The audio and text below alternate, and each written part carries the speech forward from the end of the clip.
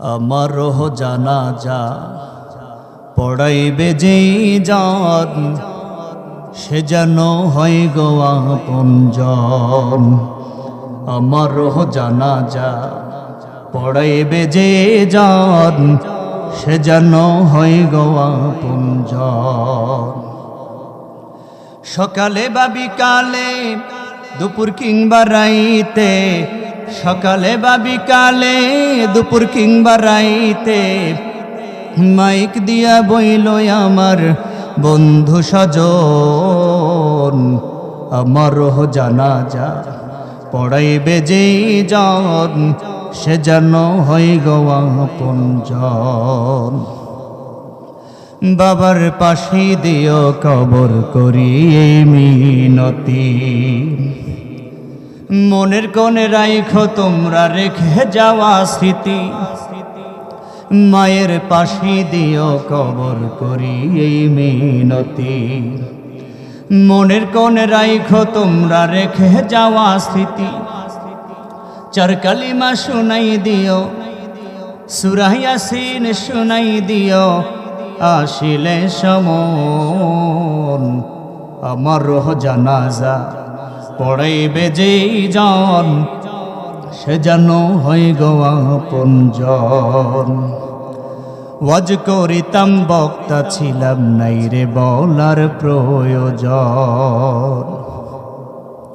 বইল তোমরা ছিলাম আমি অতি সাধারণ, আলেম ছিলাম বক্তা ছিলাম নাই রে বলার প্রয়োজন। বইল তোমরা ছিলাম আমি অতি সাধারণ।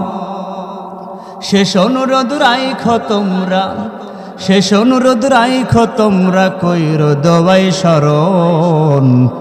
আমারও জানাজা পড়াইবে যেই জন, সে যেন হয় গো আপনজন। আমারও জানাজা পড়াইবে যেই জন, সে যেন হয় গো আপনজন। রাসূলুল্লাহর প্রতি ভালোবাসা হলো ঈমান। রাসূলের প্রতি যার ভালোবাসা নাই তার ঈমান নাই।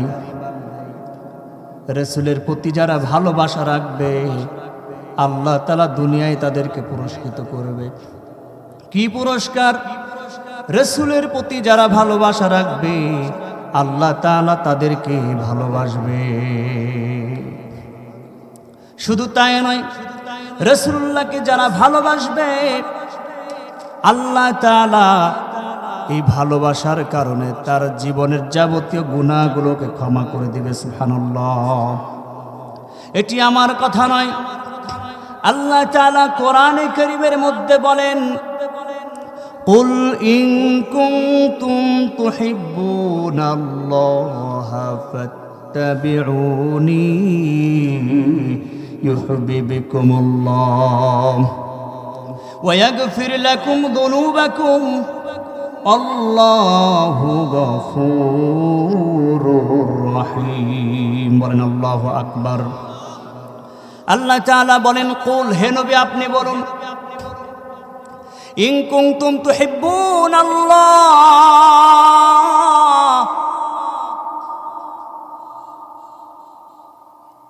লোকেরা যদি আল্লাহর ভালোবাসা পেতে চায়, ফাত্তাবিউনি, তাহলে যেন আমি নবীর ইত্তেবা করে, অনুসরণ করে।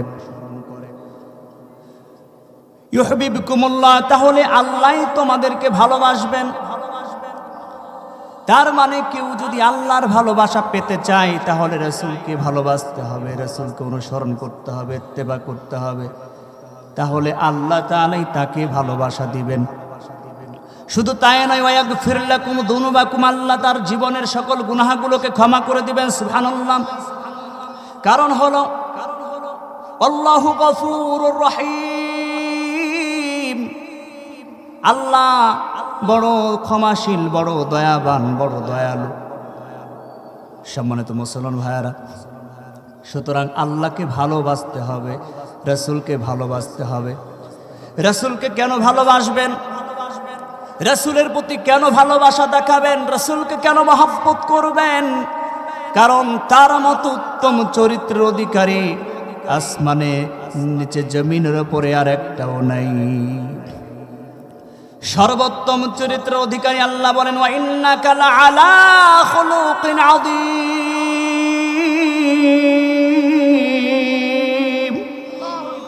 আল্লাহ বলেন, হে নবী, আপনি মহান চরিত্র অধিকারী। কেমন মহান চরিত্র অধিকারী? যার মতো চরিত্রবান ব্যক্তি বর্তমানেও নাই, অতীতেও কোনোদিন আসে নাই, কিয়ামত পর্যন্ত, ভবিষ্যতেও কিয়ামত পর্যন্ত আসবে না এমন চরিত্রবান ব্যক্তি, এমন চরিত্র অধিকারী রাসূলুল্লাহ সাল্লাল্লাহু আলাইহি ওয়াসাল্লাম। শুধু তাই নয়, কেন ভালোবাসবেন? এই সমাজের মধ্যে যারা এমনি চরিত্রবান ব্যক্তি, লোকেরাই তো তাকে ভালোবাসে, তাই না? যে ছেলেটা কত চরিত্রবান, কত সুন্দর, কত ভালো, কত অনেস্ট, কত সৎ, এই জন্য তো লোকেরাই ভালোবাসে। তো যেই ব্যক্তি আসমানের নিচে জমিনের উপরে সকল মানুষের চাইতে চরিত্রবান, আপনি কেন তাকে ভালোবাসবেন না? ও মুসলমান ভাই, রাসূলকে ভালোবাসবেন, শুধু তাই নয়, তার জীবনাদর্শকে ফলো করতে হবে, অনুসরণ করতে হবে। যদি কারো জীবনাদর্শ ফলো করতে হয়, তার জীবনাদর্শকে ফলো করতে হবে, অনুসরণ করতে হবে। আল্লাহ তাআলা কোরআনে কারীমের মধ্যে বলেন, লাকাদ কানা লাকুম ফি রাসূলিল্লাহি উসওয়াতুন হাসানাহ। রাসূলুল্লাহর মধ্যে তোমাদের জন্য রয়েছে উত্তম আদর্শ। এমন ব্যক্তি, আল্লাহ তাআলা বলছেন, তার জীবন আদর্শকে, তার জীবনের চলাফেরাকে, তার জীবনের যে জীবনী, তার জীবন যেই কাহিনী, তিনি জীবনে যা ঘটিয়েছেন, জীবনে যা করেছেন, আমাদেরকে তাই আল্লাহ তাআলা করতে বলছেন। তার জীবনের আদর্শকে আমাদের জীবনে আদর্শ হিসেবে আমাদেরকে পালন করতে বলছেন। সম্মানিত মুসলমান ভাইয়ারা আমার, কেন রাসূলকে ভালোবাসবেন না? কেন রাসূলকে ভালোবাসবেন না? রাসূল তো এই জমিনে আল্লাহ তাআলার পক্ষ থেকে রহমত হিসেবে এসেছেন। তিনি শুধু মানুষের জন্য রহমত নয়, তামাম সৃষ্টি জগতের জন্য রহমত। বলেন সুবহানাল্লাহ। আল্লাহ বলছেন, ওয়ামা আরসালনাকা ইল্লা রাহমাতাল লিল আলামিন। হে নবী, আপনি হলেন তামাম পৃথিবীর জন্য রহমত। সম্মানিত মুসলমান ভাইয়েরা, এই জন্য রাসূলকে ভালোবাসতে হবে, রাসূলকে ভালোবাসতে হবে, রাসূলের প্রতি মহব্বত থাকতে হবে। যদি পূর্ণাঙ্গ মুমিন হতে চান, পূর্ণাঙ্গ ঈমানদার হতে চান, তাহলে রাসূলকে ভালোবাসার বিকল্প নাই। হাদিসের মধ্যে আছে, আনাস রাদিয়াল্লাহু তাআলা আনহু قال قال رسول الله صلى الله عليه وسلم لا يؤمن احدكم حتى اكون احب اليه من والده وولده والناس اجمعين। হযরত আনাস রাদিয়াল্লাহু তাআলা আনহু হতে বর্ণিত, রাসূলুল্লাহ বলেছেন, ততক্ষণ পর্যন্ত তোমাদের কেউ পূর্ণ মুমিন হতে পারবে না, যতক্ষণ না আমি তার নিকট তার পিতা মাতা, তার সন্তান সন্ততি সব কিছুর চাইতে প্রিয় হব। অর্থাৎ সব কিছুর চাইতে রাসূলুল্লাহকে বেশি ভালোবাসতে হবে, সব কিছুর চাইতে রাসূলুল্লাহকে বেশি পছন্দ করতে হবে। পিতা মাতা, সন্তান, স্ত্রী, বন্ধু বান্ধব, সম্পদ, সব কিছুর চাইতে রাসূলুল্লাহকে ভালোবাসতে হবে বেশি, তাহলে আল্লাহ হয়ে যাবেন খুশি। আর যদি ভালো না বাসেন বেশি, তাহলে আপনি পূর্ণ ঈমানদার হতে পারবেন না, মুমিন হতে পারবেন না। এবারে আসুন, প্রথমেই রাসূল পিতামাতার কথা বলেছেন। আমরা যদি পিতামাতার কথা দিয়ে বলি, একটি সাহাবীর ঘটনা, হযরতে সাদ ইবনে আবি ওয়াক্কাস রাদিয়াল্লাহু তাআলা আনহু, আল্লাহ রাসূলের একজন বিশিষ্ট সাহাবী সাদ ইবনে আবি ওয়াক্কাস রাদিয়াল্লাহু তাআলা আনহু ইসলাম গ্রহণ করেছেন। এই গ্রহণ করার কারণে তার মার নাম হামনা। সে হামনা নামক মহিলা, তিনিও পরিশেষে কিন্তু ইসলাম গ্রহণ করেন। কিন্তু প্রথমে যখন হযরত সাদ ইবনে আবি ওয়াক্কাস ইসলাম গ্রহণ করেছেন, এই কথা শোনার সাথে সাথে তার মা বাড়িতে চেঁচামেচি লাগিয়ে দেয়, হইচই শুরু করে, বিলাপ করে। এক পর্যায়ে তার চেঁচামেচির কারণে বাড়িতে লোকজন জড়ো হয়ে যায়। হযরত সাদ ইবনে আবি ওয়াক্কাস রাদিয়াল্লাহু তাআলা আনহু তার মায়ের এই বিলাপ দেখে, চেঁচামেচি দেখে সে ঘরের মধ্যে চলে যায়। এক কোনায় সে চুপটি হয়ে বসে পড়ে। এক পর্যায়ে তার মায়ের কথা, চেঁচামেচি থেমে যায়, কিন্তু চেঁচামেচি থামিয়ে সে এমন কথা বলে যে কথা শোনার জন্য হযরতে সাদ প্রস্তুত ছিল না। সে বলল, হযরতে সাদ সম্পর্কে তার মা বলতেছে, সাদ যতক্ষণ না মুহাম্মদের ইসলামকে ত্যাগ না করবে ততক্ষণ পর্যন্ত আমি খাবার খাবো না, পানি পান করব না, রৌদ্র থেকে ছায়াতে আসবো না। এ কথা শুনে হযরতে সাদ রাদিয়াল্লাহু তাআলা অত্যন্ত চিন্তায় পড়ে গেলেন। তিনি রাসূলুল্লাহ সাল্লাল্লাহু আলাইহি সাল্লামের কাছে গিয়ে শরণাপন্ন হলেন। রাসূলুল্লাহর কাছে গিয়ে বললেন, তার মায়ের এই ঘটনাগুলি বিস্তারিত বর্ণনা করলেন। রাসূলের কাছে জবাব আসার আগেই আল্লাহ তাআলা কোরআনে কারীমের মধ্যে তার জবাব দিয়ে দিচ্ছেন। আল্লাহ বলছেন, ওয়াসাইনাল ইনসানা বিওয়ালিদাইহি হুসনা ওয়া ইন জাহাদাকা লিতুশরিক বিমা লাইসা লাক বিহি ইলমুন ফালা তুতিহুমা ইলাইয়া মারজিউকুম ফাউনাব্বিউকুম বিমা কুনতুম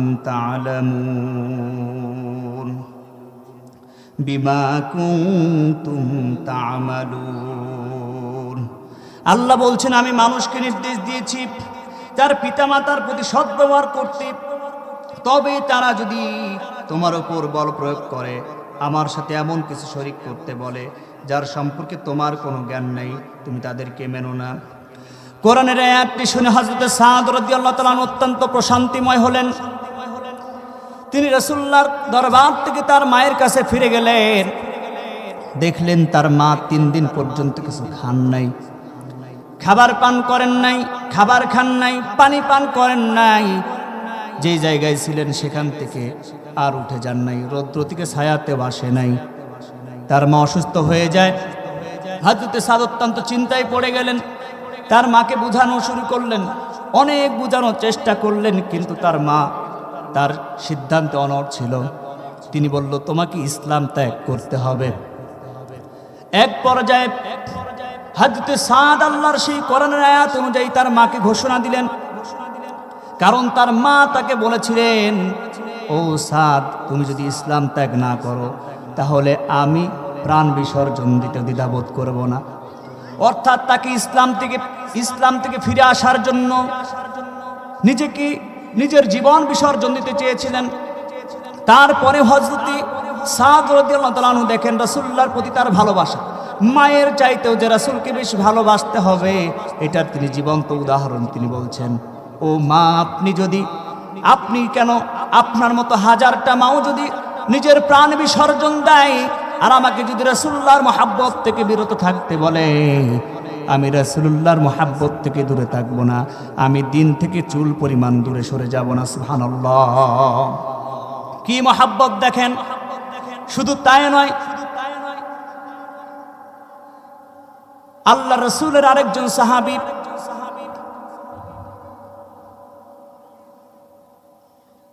বিখ্যাত সাহাবী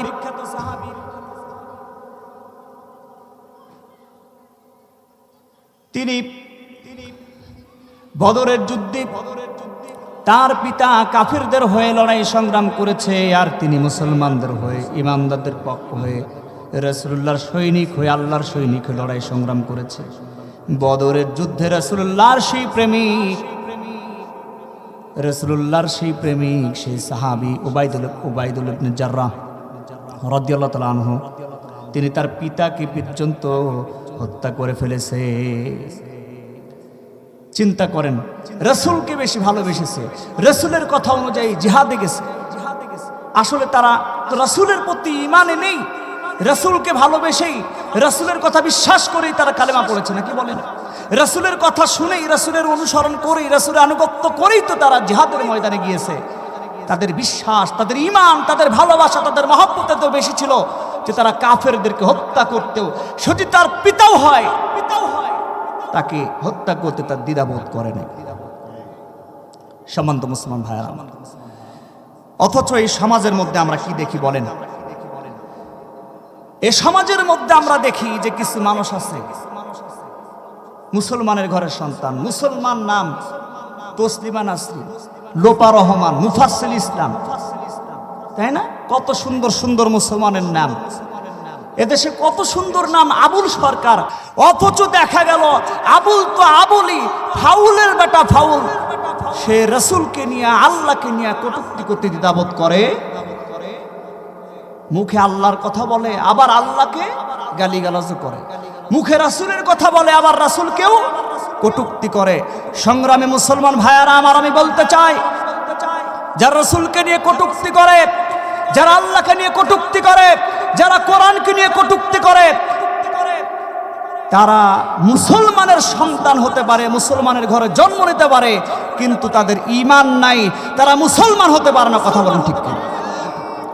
সংগ্রামী ভাইয়ারা আমার, আবুল মার্খা, বাউল মার্খা, ফাউল মার্খা রাসূলের প্রেমিক হলে হবে না। আমরা যদি আল্লাহর ভালোবাসা পেতে চাই, আমরা যদি রাসূলের প্রকৃত অনুসারী হতে চাই, তাহলে সাহাবায়ে কেরামরা যেইভাবে রাসূলকে ভালোবেসেছেন, জিহাদের ময়দানে গিয়ে শহীদ হয়েছেন, সেই রকম ভালোবাসা ভাসতে হবে। সাহাবায়ে কেরামরা রাসূলের ডাকে সাড়া দিয়া, বিবাহের বাজার থুয়ে জিহাদের ময়দানে ডাক এসেছে, জিহাদের ময়দানে গেছে, শহীদ হয়ে গেছে, জান্নাতে চলে গেছে। সুবহানাল্লাহ। এক সাহাবী আবুল আসওয়াদ নাম, রাসূলুল্লাহর কাছে এসে বলছে, ইয়া রাসূলুল্লাহ, আপনি আমাকে কিছু উপহার দিন, কিছু পুরস্কার দিন। রাসূলুল্লাহর কথা শুনে রাসূলুল্লাহ বলছে যে তুমি উপহার নিবা, যাও, খাইবারের প্রান্তে যুদ্ধ হচ্ছে, জিহাদ হচ্ছে, তুমি সেখানে গিয়ে শরীক হও। সে রাসূলুল্লাহর পক্ষ থেকে পুরস্কার মনে করে, উপহার মনে করে খাইবারের প্রান্তে গেছে, জিহাদ করে শহীদ হয়ে গেছে। বলেন সুবহানাল্লাহ।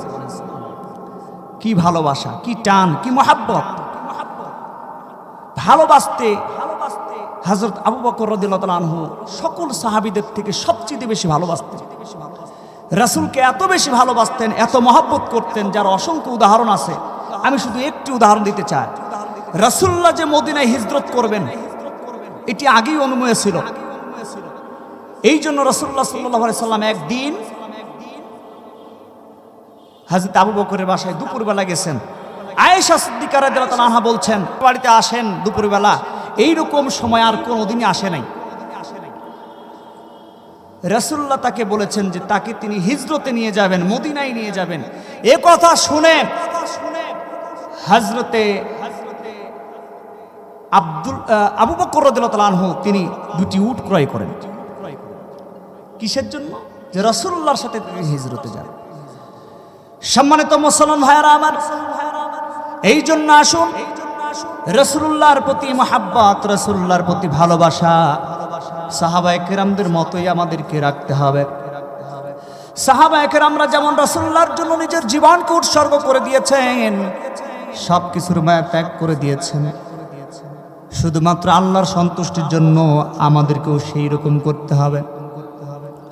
আল্লাহ তাআলা বলেন, কিছু মানুষ আছে এই সমাজের মধ্যে, এই দেশের মধ্যে, এই ভূখণ্ডের মধ্যে, যারা আল্লাহ তাআলা বলছেন যে কিছু মানুষ আছে, ওয়ামিনান নাসি মাইয়াশরি নাফসাহু ইবতিগা মারদাতিল্লাহ আল্লাহু রাউফুম বিল ইবাদ। ওয়ামিনান নাস, মানুষের মধ্যে কিছু মানুষ আছে, মাইয়াশরি, যারা উৎসর্গ করে, বিক্রি করে, নাফসাহু ইবতিগা, নিজেদের জীবন, যৌবন, মন প্রাণ, নিজেদের চিন্তা, নিজেদের সিদ্ধান্ত যারা উৎসর্গ করে দেয় মারদাতিল্লাহ, আল্লাহর সন্তুষ্টির জন্য। আল্লাহ বলছেন, আল্লাহু রাউফুম বিল ইবাদ। আল্লাহর দয়া তার প্রতি সবসময়ের জন্য বর্তায়। ও মুসলমান ভাইরা, সাহাবায়ে কেরামরা এইভাবেই রাসূলের সিদ্ধান্তকে, সবচেয়ে চূড়ান্ত সিদ্ধান্ত মনে করে, আল্লাহর সিদ্ধান্তকে সবচেয়ে চূড়ান্ত সিদ্ধান্ত মনে করে নিজের সিদ্ধান্তকে বিসর্জন দিয়েছে।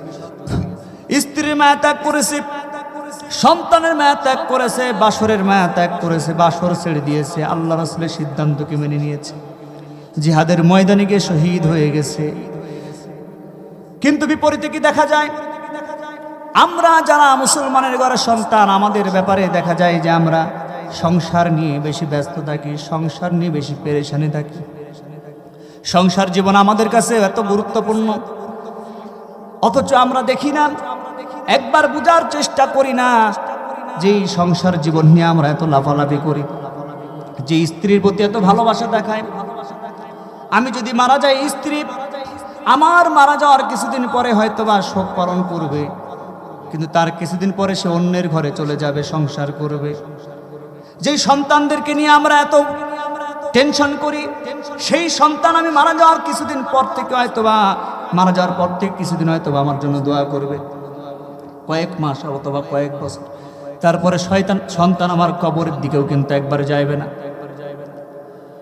আমরা যেই টাকা পয়সা নিয়ে তো চিন্তা করি, কত টাকা আমি কামাইতে পারি, এই জন্য যে পেরেশানি আমি দেখাই, ভাইরে ভাই, মারা যাওয়ার পরে একটা টাকাও কিন্তু আমার আপনার কবরে যাবে না। কিন্তু সংসার নিয়ে আমরা অতিবাতি ব্যস্ত। সংসার সংসার কই রাভবে গো, করলে না বন্দেগি,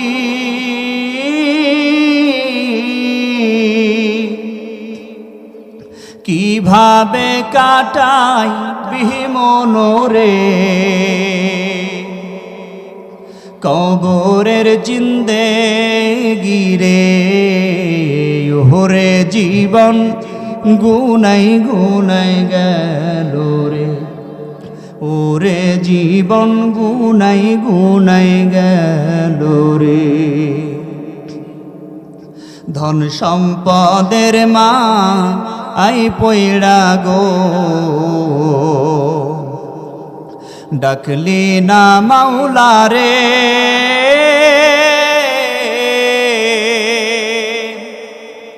কি জানি কি উপায় হবে গো, অন্ধকার কবরে রে, ওরে জীবন গুনাই গুনাই গেল রে, ওরে জীবন গুনাই গুনাই গেল রে। নিঃশ্বাসের বিশ্বাস কইরা গো, বাঁধলাম বাড়ি ঘর,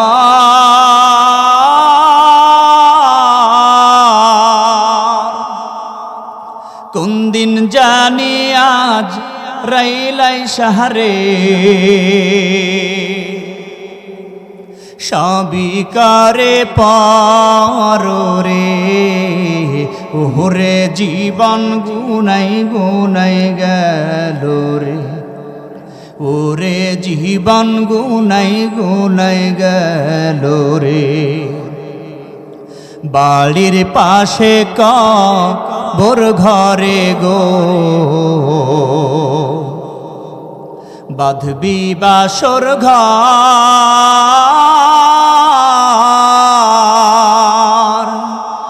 মাও নাই তোর বাপ নাই রে,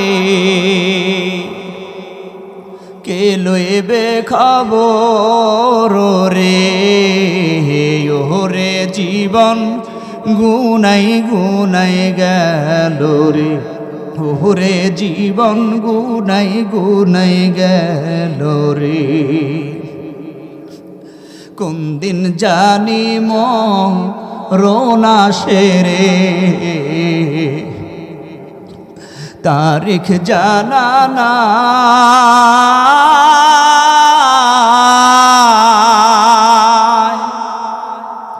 মরণ কালে বিপদ হইলে গো, তোমার দেখা চাই রাসূল, ওরে জীবন গুনাই গুনাই গেল রে, ওরে জীবন গুনাই গুনাই গেল রে। সংসার সংসার কই রাগ হবে গো, করলি না বন্দেগি, কিভাবে কাটাইবি মনরে, কবরের জিন্দেগি রে। ওরে জীবন গুনাই গুনাই গেল রে, ওরে জীবন গুনাই গুনাই গেল রে।